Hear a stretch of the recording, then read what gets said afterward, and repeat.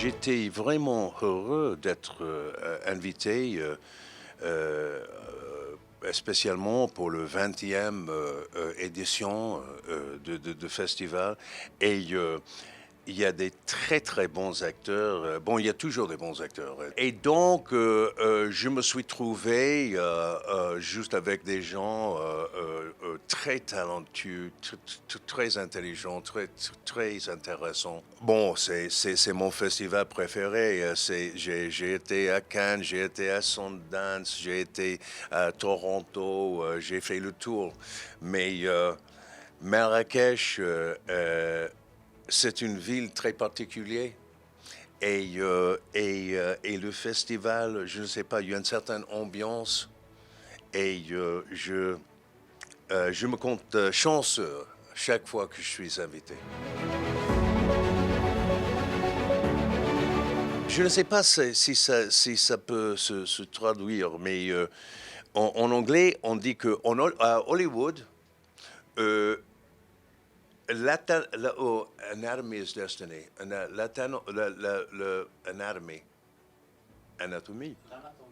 L'anatomie et le destin.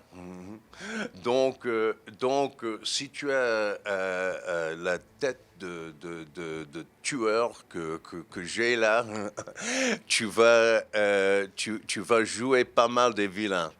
Mais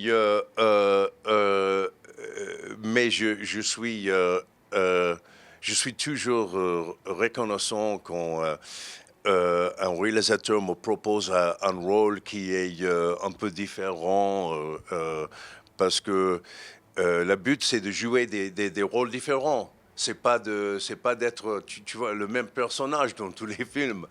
Et là aussi j'avais de la chance parce que j'ai travaillé avec pas mal des grands réalisateurs aux États-Unis et que ce soit des petits rôles, des grands rôles, des rôles sympathiques, des rôles vilains, j'ai beaucoup appris. So if you ask me what character I would love to play, it's a warrior who's capable of love, and it is his love for something that drives him, that motivates him. That could be love of country, that could be love of a woman, that could be the need, a particular cause, the need to get somewhere, the love of a place, the love of it could be many things, but it's his love, c'est son amour pour quelque chose qui est sa motivation, comme on dit. C'était pour le réalisateur David Fincher et il est très exigeant. Il est très précis, il est très méticuleux. Donc, il faut faire vraiment beaucoup de préparation parce que il va voir si vous n'êtes pas vraiment préparé et je parle maintenant de recherche aussi, parce que Mindhunter, c'était ce qu'on appelle en anglais a period piece. C'est-à-dire que ça passe dans les années 70 et le monde était différent. Donc, il faut d'abord comprendre le contexte socio et politico, le contexte de l'époque, quoi. Et puis, il faut comprendre le travail de quelqu'un un inspecteur qui cherche des tueurs en série et comment il fait, à quoi il pense et parce que c'était le début de ce qu'on appelle chez nous on appelle ça le criminal profiling. Parce que ça n'existait pas vraiment pas avant. Et donc j'ai passé beaucoup de temps avec avec des inspecteurs de FBI, des agents, on les appelle des agents de FBI. John Douglas, qui a écrit le roman Mindhunter, est devenu un copain à moi, et pas mal d'autres. Je suis allé à Quantico, qui est le centre quoi de FBI, oui. Exact. J'ai même visité des criminels aux prisons. Il y avait un certain monsieur Bobby Beausoleil qui était très très copain avec Charles Manson. C'est-à-dire que vous devez éliminer le bruit. Il faut concentrer. Il faut vraiment être... tu penses à ça tout le temps. À qui je peux parler? Des fois, c'est super difficile. Je me souviens, j'ai joué le rôle d'un boxeur il y a 10 ou 12 ans. Et c'était une série pour FX. Et les critiques, ils ont beaucoup aimé, mais l'audience était un peu trop petit. Et finalement, ils ont annulé la série après juste une saison.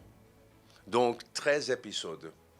Mais moi, j'avais passé des mois et des mois et des mois à faire des entraînements, à boxer tous les jours, tu vois, à vraiment lire des bouquins, parler à des boxeurs, des entraîneurs, et j'étais vraiment immersé, comme on dit ça, dans ce monde.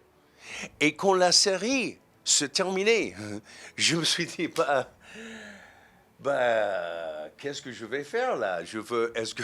Parce que normalement, à cette heure-ci, je vais au gymnase là pour faire un peu de boxe. Est-ce que c'est... Et la vérité, c'est que ça reste avec soi, comme on dit. C'est-à-dire que il y a certains rôles dans la carrière d'un acteur qui restent avec toi. La vérité, c'est que si tu vas jouer un boxeur, la dernière chose que tu veux, c'est que les vrais boxeurs te regardent et disent « Ah, mais non, celui-là, il peut pas... Non, n'importe quoi, il fait n'importe quoi, c'est pas la boxe, ça. Tu vois, c'est Hollywood. » Et donc, moi, j'avais déjà un intérêt dans le sport. Et je crois que c'est un peu pour ça qu'ils m'ont choisi dans le premier cas. Mais non, il faut développer d'abord un style. C'est-à-dire que Mike Tyson, il est très très fort dans le boxe, mais il boxe avec un style très différent à Floyd Mayweather ou Sugar Ray Leonard, ou Muhammad Ali.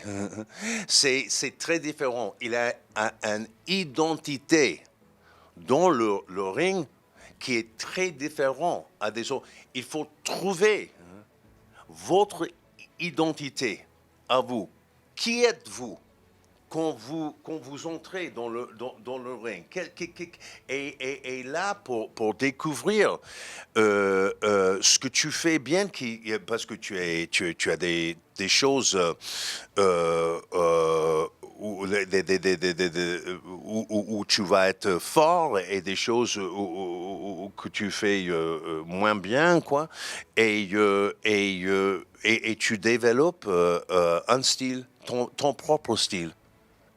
Bon, c'est pas que ça. La préparation pour un rôle comme ça, c'est beaucoup plus compliqué que juste ça. Mais ce parti-là, c'était pour moi le plus satisfaisant, comment on dit ça, le plus, oui.